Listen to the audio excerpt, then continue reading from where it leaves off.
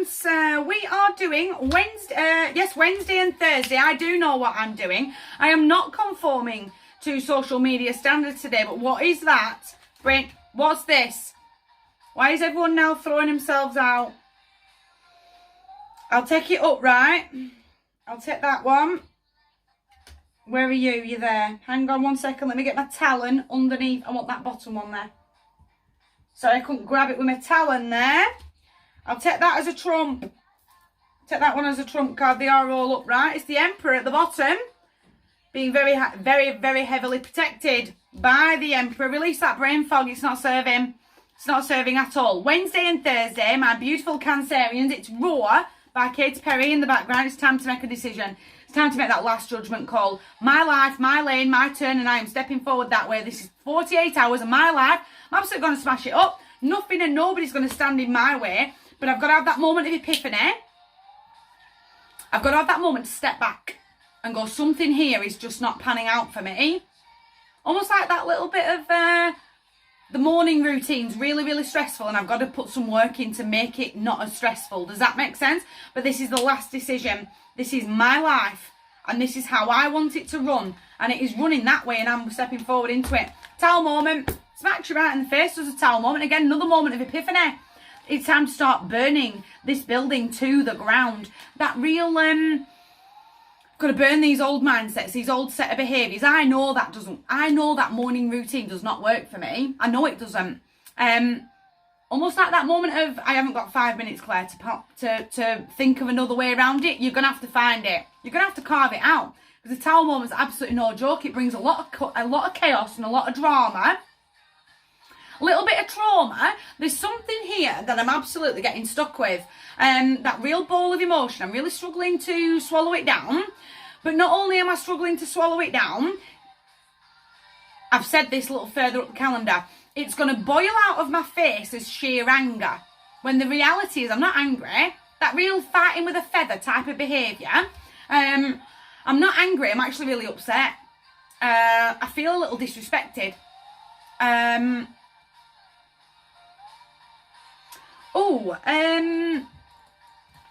I feel a little disrespected.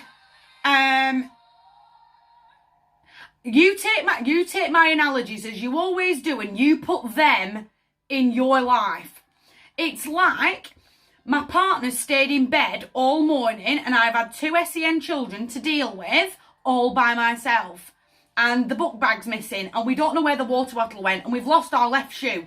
And I've got somebody in the house that could easily help, but they're in bed. Does that make sense? I feel a little disrespected that way. Does that? Camera's doing these tiny micro bounces. I hope they're recording, and I hope that makes... It's that type of disrespect. You're standing right there. You could easily help me, but you're not seeing the chaos and the drama. Does that make sense? It's that real sudden moment of, I've had enough here. I've had enough. It's the Hierophant, and he is in reverse. That really feeling that disassociated. I'm really on my own here. I've lost my spirit path. I feel very alone. Not 10:10. Go on, I'll give it because I did look. Oh, quick. 10:10 on the clock there. Time for a spiritual awakening, enlightenment and personal development. Keep your thoughts, focus and intentions on where you're headed. Raise up your vibration and trust yourself. Feeling that no one's around.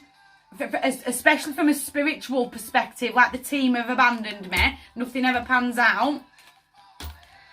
I want you to fall in love with your life, to find that deep connection, to reroute back in, especially when it comes to a spirit team. I've got the keys to my kingdom and my life in my hands. This is mine.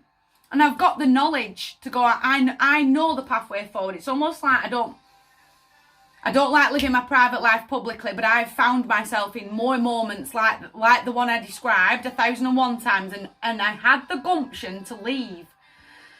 The audacity to leave, because I'd never survive on my own without him. And here I am 2 years later. It's that moment I'm going to reconnect to me. Does that make sense? I'm cutting off this dead weight. I've seen that there's a massive problem, but I dealt with it for 5 years. My daughter was 5 when I left. I dealt with it for all that time. And it was the moment that I saw it for what it was. Does that make sense? I've got to really open my eyes I've got to reconnect with spirit. I've got to reconnect with me. I've got to fall back in love with me, with my life. I'm going to keep working hard on me, on my goals, on my dreams. I'm going to bag them all up here. I'm not throwing the towel in. I am not giving up. I'm staying committed. I'm headed forward that way.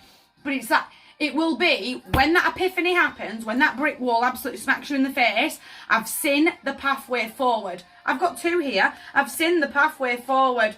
And the ace, the truth hurts, I'm afraid. Those stings like a bee. The audacity I had, honest to Betsy, you won't believe. I've done it though. I've had that moment of true mental clarity and I'm walking away. The Eight of Potions leaves the past behind, leaves all his old baggage behind, those dead horses that he's been dragging forward to move on into a brand new life for a brand new start. But I've got to make the decision now of I'm done. We either change things together or I'm out the door. It's been great. Reconnect to you and to your spirit team. I really overran time there. That's a massive, massive table, guys. My heart's yours. You guys take care.